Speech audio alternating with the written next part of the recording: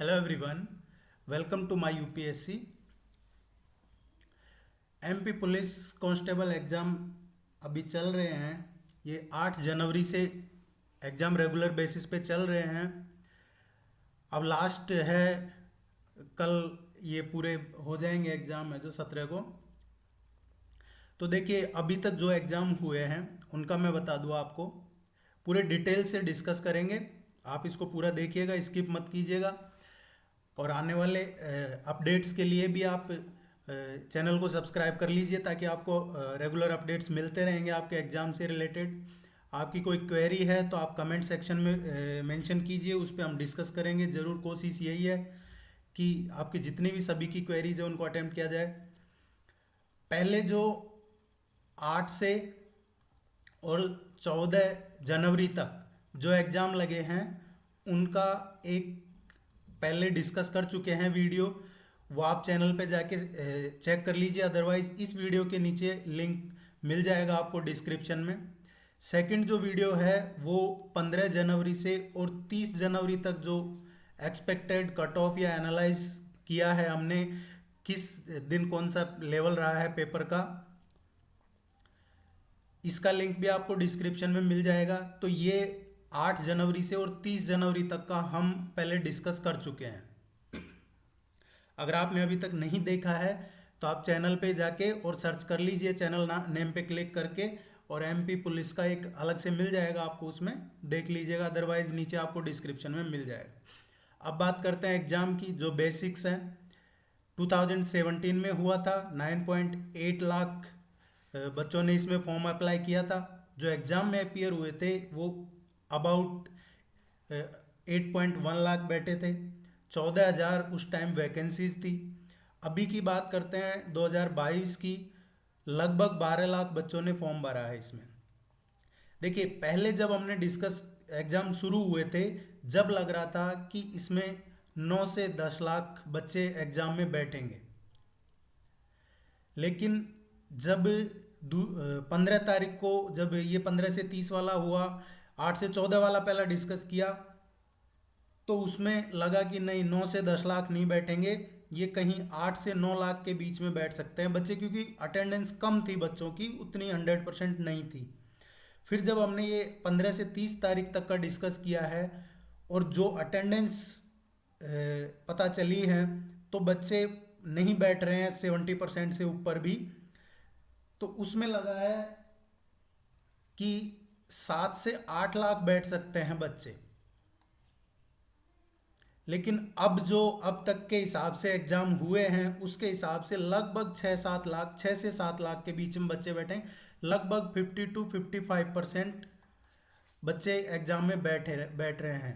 किसी शिफ्ट में ज़्यादा है, किसी में कम है, लेकिन इतने ही बच्चे बैठ रहे हैं। एक चीज़ ये क्लियर हो गई। दूसरा, अभी जैसे हमने पहले बता दिया था, एग्जाम शुरू हुआ था, उससे पहले आप पहले वीडियो में जाके देखोगे तो मैंने आपको बता रखा है एग्जाम शुरू हुए जब, कि आपकी वैकेंसीज बढ़ेंगी, 2 से 2,500 वैकेंसी बढ़ेंगी। और वो वैकेंसीज बढ़ी है। आप सेकंड वीडियो में जाके देखेंगे, आपको मिल जाएगा कि वैकेंसीज बढ़ चुकी है, 6,000 हो गई है। अभी भी मैं आपको बता रहा हूँ कि इसमें 800 के अराउंड वैकेंसीज और बढ़ सकती है। गवर्नमेंट के ऊपर है, लेकिन ऐसा है, गुंजाइश, संभावना है कि आपकी अराउंड 800 वैकेंसी और बढ़ जाए। देखते हैं गवर्नमेंट क्या करती है। अदरवाइज 2,000 वैकेंसीज बढ़ चुकी है।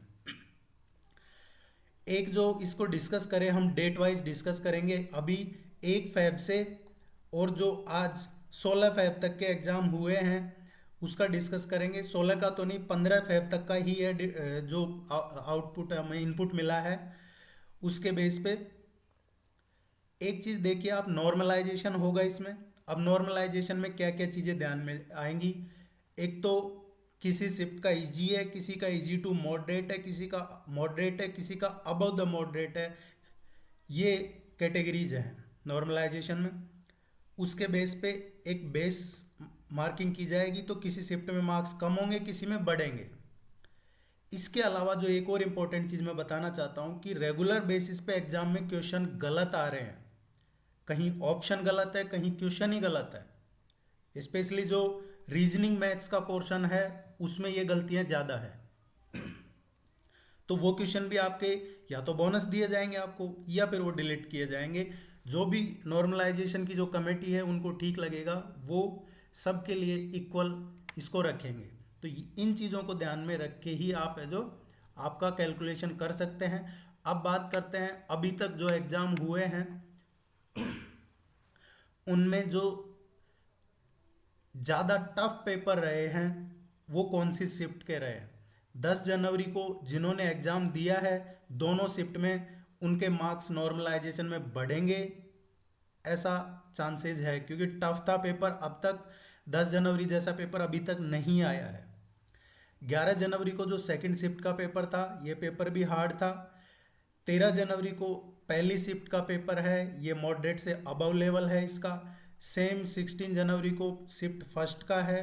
17 जनवरी को 17 जनवरी को शिफ्ट सेकंड का जो पेपर लगा है ये भी मॉडरेट लेवल का रहा है, अबव मॉडरेट लेवल का रहा है, इजी नहीं है एज कम्पेयर टू जो प्रीवियस शिफ्ट थी।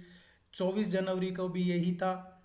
अब बात करते हैं अभी जो लास्ट 30 के बाद एग्जाम हुए हैं, 30 से पहले का तो हम डिस्कस कर चुके थे, पहले आप चेक करिएगा। 31 जनवरी को जो पहली शिफ्ट लगी है उसका पेपर टफ रहा है। 5 फेब को जो पहली शिफ्ट का पेपर है वो टफ रहा है। 13 फेब को जो पहली शिफ्ट का है वो अबाउ द मॉडरेट लेवल है, और जो 14 फेब को पहली शिफ्ट का पेपर है गलत भी आए हैं क्वेश्चन और लेवल भी टफ रहा है। कुछ question out of the box भी रहे हैं। यही सब देख के अब जो ये जितनी भी शिफ्ट मेंशन है आपके मार्क्स एक बेसिक आइडिया लिया जाए तो अगर आपके मार्क्स जनरल कैटेगरी में हैं आपके मार्क्स 60 के अराउंड हैं तो मेरा सजेशन रहेगा कि आप फिजिकल की प्रिपरेशन शुरू कर दीजिए। और 60 प्लस माइनस 2-3 इसको ले सकते हो, ऐसा नहीं है 60 से कम है वो नहीं कर सकते, क्योंकि ये इनमें नॉर्मलाइजेशन में किसी किसी शिफ्ट में 10 नंबर तक बढ़ेंगे। तो जो इजी रहा है, जैसे 8 जनवरी को पेपर रहा है उसमें हो सकता है किसी के 10 नंबर 8 नंबर कम भी हो जाएं, इस तरीके से रहेगा ये। जो ओबीसी कैटेगरी में है वो अगर आपके 55 प्लस बन रहे हैं तो आप फिजिकल की तैयारी शुरू कर दीजिए। इन शिफ्ट की बात कर रहा हूँ मैं जो ऊपर मेंशन कर रखी है जो अभी मैंने आपको बताई है। और अगर ईडब्ल्यूएस ओबीसी लगभग सेम रहता है, आप 45 के अराउंड है एससी एसटी कैटेगरी में तो आप अपनी प्रिपरेशन शुरू कर दीजिए। और गर्ल्स में जो जनरल गर्ल्स हैं आपके 50 प्लस हैं तो आप प्रिपरेशन शुरू कर दीजिए जनरल ओबीसी में।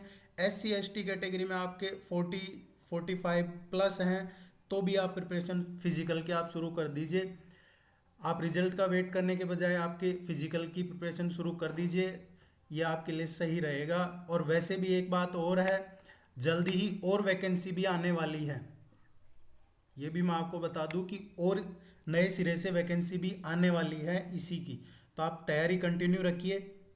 इस बार अच्छा पेपर नहीं हुआ है तो अगले जल्दी ही वैकेंसी आने वाली है, 2-3 महीने में ही आ जाएंगी। अब देखते हैं, हम बात करते हैं 31 जनवरी से 16 फेब के बीच में जो एक बेसिक जो बेस कट ऑफ रहने वाली है ज़्यादातर शिफ्ट में। ये 3-4 निकाल दिए जाएं डेज जो मैंने अभी ऊपर मेंशन किए हैं, चाहे 31, 5, 13, 14। तो बाकी आपके इतने मार्क्स बन रहे हैं तो नॉर्मलाइजेशन हो या कुछ भी हो आपके इतने ज़्यादा कम मार्क्स नहीं हो पाएंगे नॉर्मलाइजेशन के बाद कि आप लिस्ट से आउट हो जाएं। तो अगर आपके 65 to 70 के बीच में बन रहे हैं जनरल मेल कैटेगरी में 31 जनवरी से 16 फरवरी के बीच में जो एग्ज़ाम हुआ है, आप फिजिकल की तैयारी शुरू कर दीजिए। फीमेल कैटेगरी में 50 to 55, ओबीसी में 60 to 65 मेल्स, ईडब्ल्यूएस में 60 to 65 मेल, शेड्यूल कास्ट में 50 to 55 male and SC ST का ये है 45 प्लस माइनस 3। ये आप फिजिकल की तैयारी शुरू कर सकते हैं, आपके चांसेस हैं। ये हमारी फीमेल कैटेगरी की एक्सपेक्टेड है। आप देख लीजिएगा इसको। अदरवाइज इससे कम है तो चांसेस कम है आपके, इससे ज़्यादा है या इतने भी स्कोर है आपका तो आप फिजिकल की तैयारी शुरू कर सकते हैं।